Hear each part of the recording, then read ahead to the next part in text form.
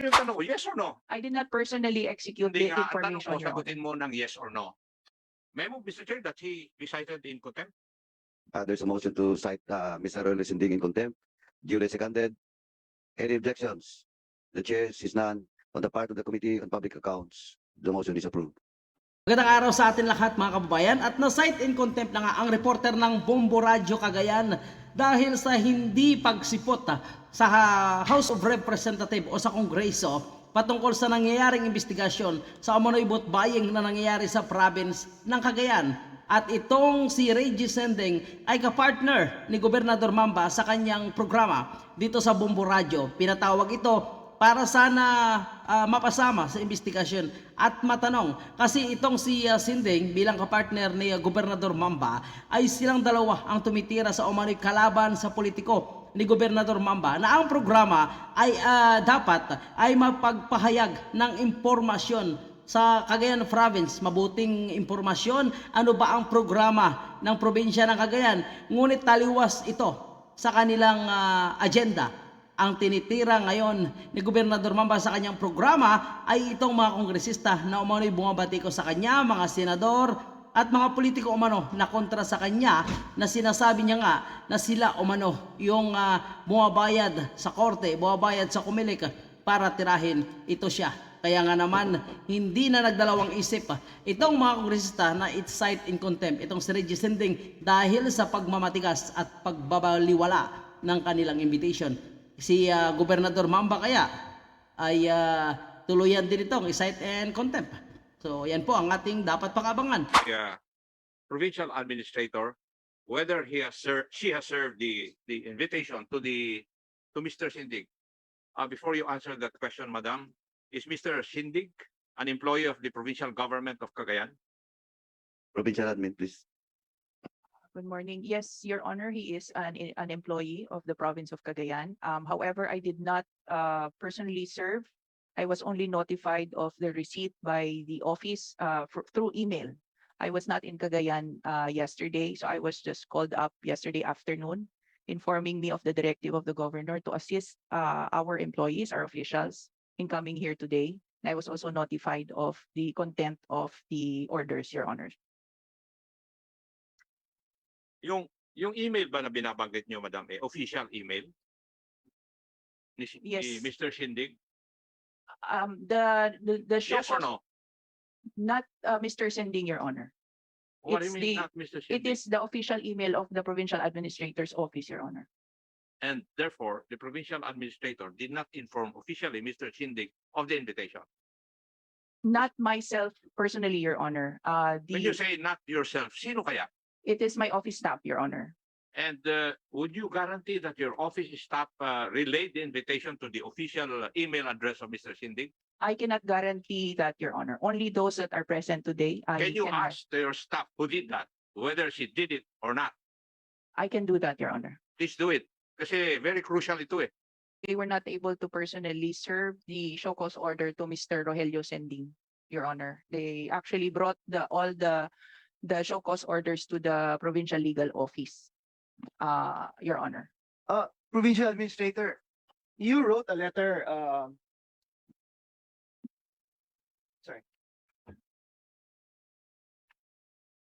asking for an extension of time to file an explanation. Is that correct?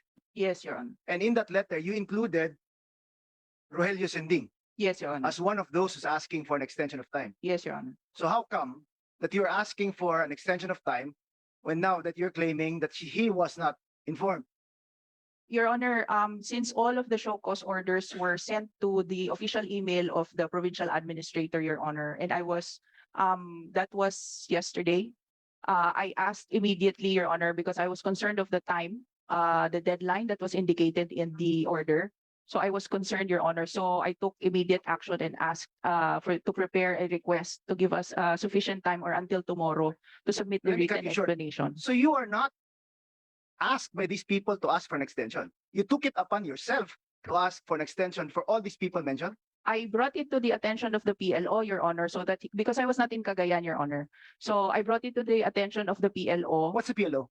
Attorney John Taliping, Your Honor, to call all of the persons who have been issued show cause orders and inform them, Your Honor. However, during the meeting, I was informed that Mr. Sending was not able to attend that meeting, Your Honor. So if he was not able to attend that meeting, why did you include him in the names of people that you want an extension for?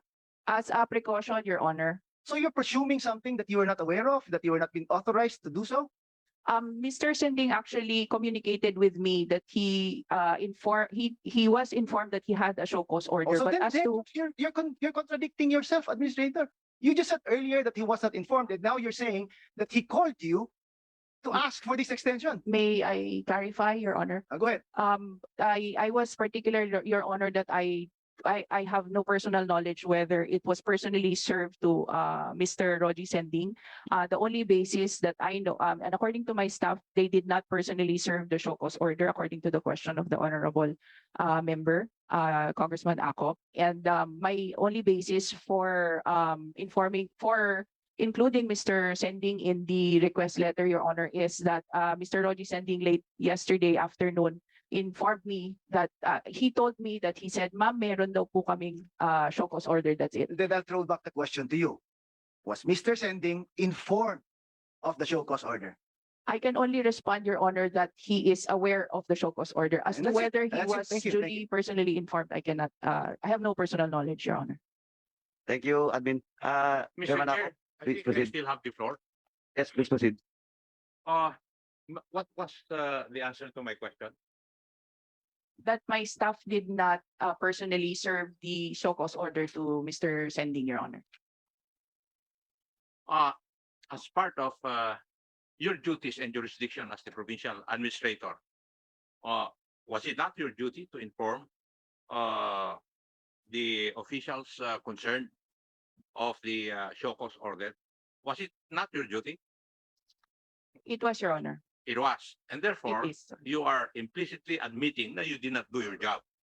Tama po? Your, Tanungin mo. May I- Sagutin mo yung tanong ko, yes or no? I did not personally execute Hindi the nga, ang tanong information, ko, Your Honor. sagutin mo ng yes or no. With your statement, No, Your Honor. you did not do your job. I meant, the question was negative, so no, I would like to respond that I performed my job, Your Honor. Ah. Because I I will asked, repeat my question. As the provincial administrator, are you not supposed to inform all those people concerned employed in the provincial government of Cagayan of any show cause order? Is it not part of your job, Mala? it is, Your Honor. It is. And you did not do it, right? I did it, Your Honor. Oh, Through Are you the, admitting that you informed Mr. Cindy of the show cause order? Your Honor, it was, Yes or no? Huwag kang mag-explain kasi sagutin mo did muna not- or yes or no. I did not personally inform Mr. Sending, Your Honor. It was Mr. Sending who asked me, Your Honor. Hindi nga eh. We're talking of the performance of your duties. You're avoiding the issue eh. Otherwise, I will move to cite you in contempt for not answering properly. The way I understood the question, Your It's Honor. not the way you understand. It's the way you answer it. My question calls for an answer, yes or no. You're not answering yes or I- no. Yes, Your Honor. Let's repeat. Otherwise, kung mali na naman ang sagot mo, I'll move to cite you in contempt. Ganito po yun. Ang tanong ko po ay kung kasama sa trabaho mo na i-inform yung mga employees ng provincial government of Cagayan kung meron silang show cause order or not, coming from the committees of this house.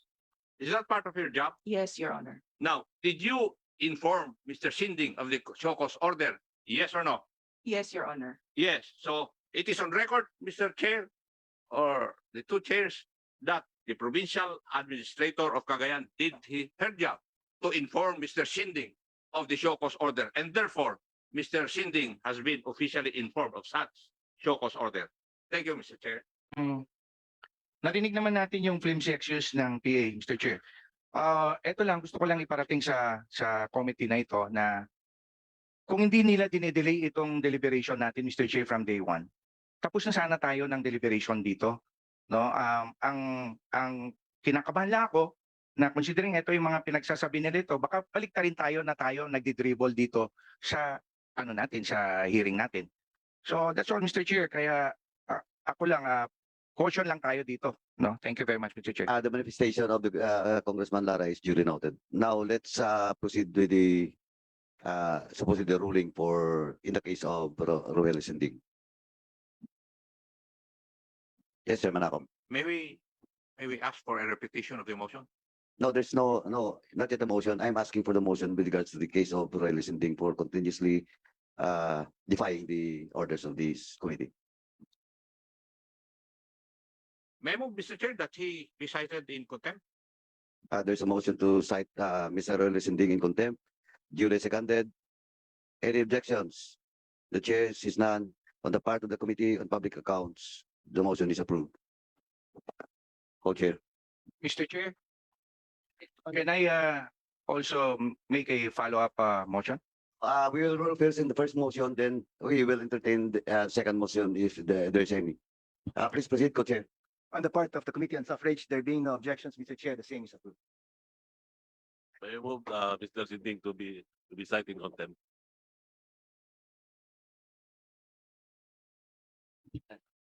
Any second? Second. There being a motion to cite sending in contempt, and there being duly seconded, there being no objections on the part of the Committee on Suffrage and Electoral Reforms, then the motion is approved. Thank you, Co-chair. Just for the record purposes, I will just count all the members of the Committee on Public Accounts, the same as with the Committee on Suffrage and Electoral Reform, the actual numbers of members present in today's hearing.